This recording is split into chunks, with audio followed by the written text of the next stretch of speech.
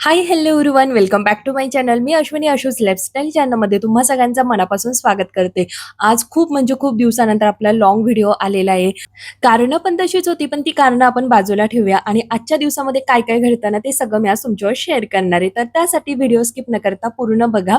दररोज जशी सुरुवात होते ना किचनमधनं, तर तशीच आजच्या दिवसाची सुरुवात आहे ना सुद्धा किचनमधनंच झाली. सकाळी ना वेळ होता म्हणून पटकन आहे ना गवार निसून घेतली आणि आज मी गवारची भाजी, भेंडी आणि पोळी करणार आहे फक्त. इकडे मी भेंडी पण धुवून ठेवलेली होती आणि ना इकडे गव्हाच्या भाजीला फोडणी पण देऊन घेतली आणि गवारची भाजी तर मी अशीच बनवते. मस्त तेल टाकते, जिरं, मोहरी, कढीपत्ता, लसूण टाकून घ्यायचा. मस्त गवार त्यामध्ये टाकून घ्यायची, फ्राय करून द्यायची म्हणजे वाफेवरच त्याला छान असं शिजवून द्यायचं आणि त्यानंतर त्यामध्ये लाल तिखट, हळद जे काही आपले घरगुती मसाले असतात ना ते ॲड करायचे. खूप सारे मसाले ना ॲड नाही करायचे. मग भाजीची टेस्ट पण आहे ना बदलून जाते. त्यापेक्षा नॉर्मल आपलं लाल तिखट, हळद हेच ॲड करायचं. छान टेस्ट येते भाजीला आणि थोडं पुन्हा त्यावर आहे ना थोडासा शेंगदाण्याचा कूट टाकून घेते. एकदम मस्त टेस्टी अशी गवारची भाजी होते.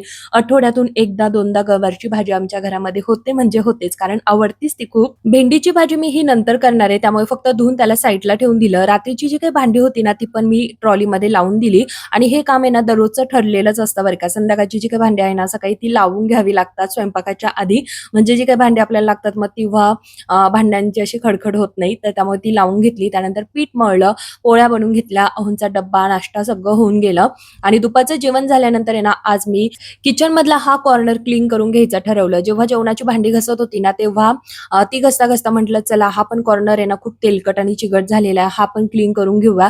तर सगळे भांडे मी जे होते ना म्हणजे साखरीचा डबा वगैरे, तेलाची किटली, तर ते सगळं मोकळे करून घेतले आणि सगळे घसून ठेवले दुपारी.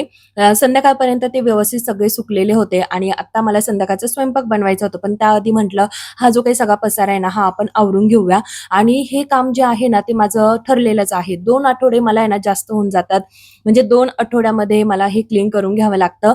गॅस शेगडी जवळ असल्यामुळे ना जी काही सगळी वाफ असते ना भाजीला फोडणी दिलेली किंवा आपल्या पोळींची वगैरे, तर ती सगळी वाफ आहे ना इथे ह्या ग्लासवर, त्यानंतर ते तेलाची किटली किंवा जे काही डब्बे, बरणी वगैरे आहे मिठाची, तर त्यावर सगळ्यांवर जाऊन बसते आणि ना ते लगेच चिकट व्हायला सुरुवात होऊन जाते.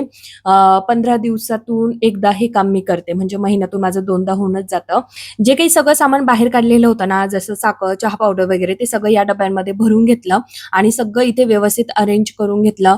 त्यानंतर जो काही आपला मेन म्हणजे मसाल्याचा डब्बा, तर तो सुद्धा मी आज व्यवस्थित क्लीन करून घेतलेला होता. त्यामधील सुद्धा आहे ना थोडीशी मिरची मसाला आहे ना संपलेलं होतं. मग ते पण सगळं भरून घेतलं आणि डबा व्यवस्थित ठेवून दिला. आता ही किटली ना मी रिकामी करून घेतलेली होती. त्यातलं तेल आहे ना ह्या भांड्यामध्ये ओतून घेतलेलं होतं. तर किटलीमध्ये पण ते तेल ओतून घेतलं. सगळं छान माझं आवरून झालेलं आहे आणि त्यानंतर म्हटलं चला आता स्वयंपाकाला सुरुवात करूया. काय भाजी बनवायची, तर फ्रिजमध्ये ना खूप कमी भाजीपाला होता. काय बनवू हे मी जेव्हा आवरत होती ना तर तेव्हाच माझं चालू होतं. म्हटलं चला आज आपण मस्त शेवभाजी बनवूया आणि घाम आहे ना इतका येतो ना की काय सांगू, गरमच तेवढं होतं. सध्या म्हणजे ना किचनमध्ये जर आलं ना आणि मेन म्हणजे पोळ्या बनवताना इतक्या घामाच्या धारा लागलेल्या असतात ना, असं वाटतं ना पटकन असा स्वयंपाक बनवून घ्यावा, पटकन ह्या पोळ्या बनवावा आणि हॉलमध्ये जाऊन बसावं फॅन खाली. इतका घाम येतो आणि मला आहे ना तर सगळ्यांपेक्षा तरी असं तरी वाटतं बरं का, मला खूपच घाम येतो. काही-काही जणांना खूप येतो, काहींना नॉर्मली असतो, काहींना तर घामच येत नाही, असे मी बघितलेले आहेत. तर आमच्या घरामध्ये आहे ना, मला आणि मुलांना आहे ना, म्हणजे मुलांना तरी थोडंसं कमी येतो, पण मला स्पेशली ना खूप जास्त घाम येतो. नंतर मुलांना आणि नंतर सगळ्यात शेवट आहोंना. तर असं आहे. तुमचं कसं आहे नक्की तुम्ही सुद्धा मला कमेंट करून सांगा. पण खरंच स्वयंपाक करताना आहे ना अवघड होऊन जातं. तुमचं होतं का? भाजी काय बनवायची ते तर माझं फायनल झालं. मग त्यासाठी ना मी मसाला बघत होती फ्रिजमध्ये. तर फ्रिजमध्ये ना इतका एक्सपायरी माल पडलेला होता. म्हणजे ह्या महिन्याची एक्सपायरी डेट होती. तर जसं की आलं लसूणची पेस्ट होती. त्याचबरोबर आहे ना पिझ्झाचं टॉपिंग होतं आणि ना इडली, खजूर चटणी. तर असे 2-3 आहे ना प्रकारचे जे काही चटणीज होत्या किंवा पिझ्झाचं टॉपिंग वगैरे होतं ना, तर ते ना सगळं एक्सपायर झालेलं होतं. म्हणजे ह्या महिन्याची एक्सपायरी होती आणि ते मी बघितलं आणि मग पुन्हा आहे ना ह्या कामाला लागली. म्हटलं चला फ्रिजमध्ये जेवढं काही सामान आहे ना, ते सगळं आपण एकदा चेक करूया. जे सगळं एक्सपायर झालेलं असेल ना, तर ते सगळं बाहेर काढून घेऊया. तर आज फ्रिजमधला सगळा एक्सपायरी माल मी बाहेर काढला. प्रत्येक गोष्ट आणि गोष्ट मी चेक करून घेत होते, की हे एक्सपायर आहे की नाही. मला ना एक सवय आहे बरं का, दुकानामध्ये जर काही घ्यायला गेलं ना, किराण्याच्या दुकानामध्ये, तर तेव्हा ना जे काही वरचे पैसे सुट्टे उरतातच, कधी 4-5 उरतात, ₹10-20 उरत असतात ना, तर त्या पैशांचं मी नेहमी ना मसाले गोळा करते आणि मेन म्हणजे कॉफीचे पॅकेट जे काही 2 वाले असतात, ब्रूवालं, नेस्ले असू द्या, तर ते पॅकेट आहे ना गोळा करण्याची मला सवय आहे आणि आज मला ना एकदम भीती वाटत होती. म्हटलं जर का ते पण सगळे एक्सपायर झालेले असू द्या, कारण नेहमी मी कंटिन्यू आणतच असते. म्हणजे असं कधी होत नाही की तो स्टॉक संपला म्हणून.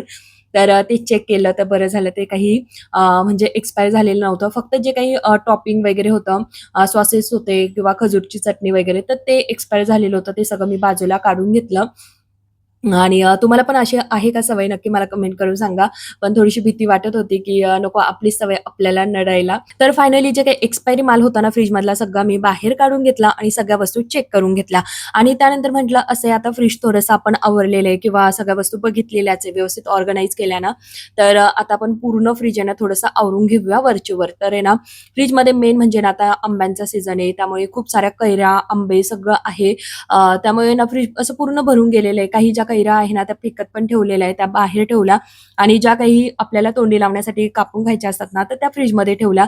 तर त्या पण व्यवस्थित तिथे ना ठेवून घेतल्या आणि त्यानंतर जो काही थोडाफार भाजीपाला होता ना, तर तो पण व्यवस्थित ठेवून घेतला. जो एक्सपायरी माल मी काढलेला होता ना, तो डस्टबिनमध्ये टाकून दिला आणि या बरणीमध्ये ना मी सगळे माझे मसाले ठेवलेले आहेत. आता फ्रिजमध्येच ठेवायचे मी हे सगळे मसाले, पण आता आहे ना मी त्याला बाहेर ठेवणार आहे आणि फक्त जे काही फोडलेले असतात आपण थोडंसं उरलेला असतो मसाला, तर तेच मी फ्रिजमध्ये ठेवणार आहे आणि बाकीचे मसाले म्हटलं इकडेच ह्या रॅकमध्ये ठेवून देऊया.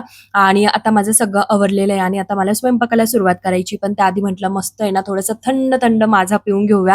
तर आम्ही तिघांनी इथे ना माझा थोडासा पिऊन घेतला. रात्रीचं जेवण आमचं आहे ना 9-9:30 वाजता असतं. त्यामुळे ना संध्याकाळी माझ्याकडे भरपूर वेळ असतो. एकदा 7-7:30 वाजता माझी देवपूजा झाली, की त्यानंतरचा वेळ ना जवळ माझा स्वयंपाकासाठी असतो किंवा जे काही मी दुपारी काही कामं केलेली नाहीये, पेंडिंग कामं जी पडलेली असतात ना, तर ती मी या वेळेमध्ये आवरून घेते आणि स्वयंपाकाला जवळ-जवळ 1 तास खूप होऊन जातो. त्यामुळे संध्याकाळच्या स्वयंपाकाचं आहे ना टेन्शन येतच नाही. पण जी काही पेंडिंग कामं असतात ना, ती मात्र मी या वेळेमध्ये आवरून घेत असते. जर घरचे गावाकडनं सासू-सासरे वगैरे आले, तर मग लवकर करते किंवा कोणी आलं तरच मी लवकर स्वयंपाकाला सुरुवात करते. कधी-कधी वाटतं ना 6 वाजता स्वयंपाकाला सुरुवात करावी, 7 वाजेपर्यंत मस्त स्वयंपाक करून घ्यावा आणि त्यानंतर पूजा वगैरे झाली, की मस्त सीरियल बघत बसावं, असंही मला कधी-कधी वाटतं. पण ते कधी माझ्याकडनं आहे ना होतच नाही. इतकं उशिरा जेवण करायचं, मग कशाला इतक्या लवकर स्वयंपाक बनवायचा, हेच माझ्या मनामध्ये चालू असतं. श्लोकला मी इथे ना कढीपत्ता वेगळा करण्यासाठी सांगितलेलं होतं.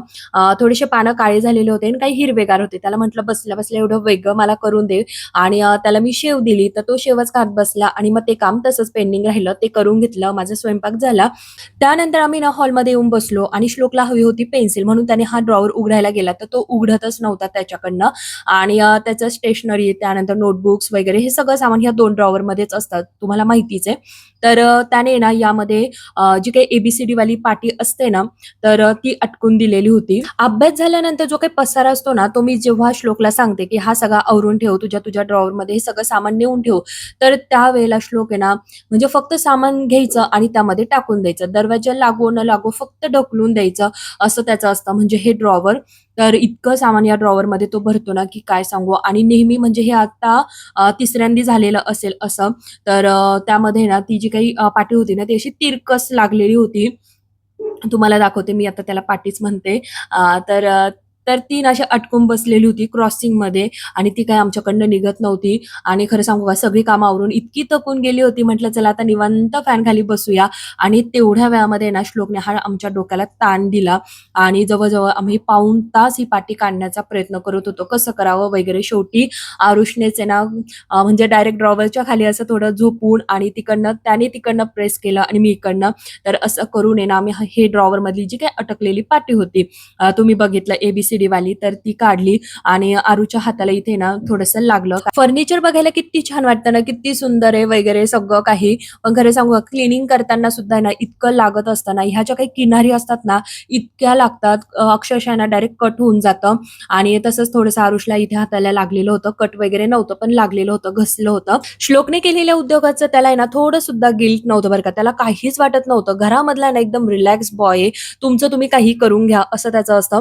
तर चला आज माझं किचन मस्त नीट-नेटकं, क्लीन आणि टापटीप दिसतंय आणि असं किचन बघायला कुणाला नाही आवडणार, सगळ्यांनाच आवडतं.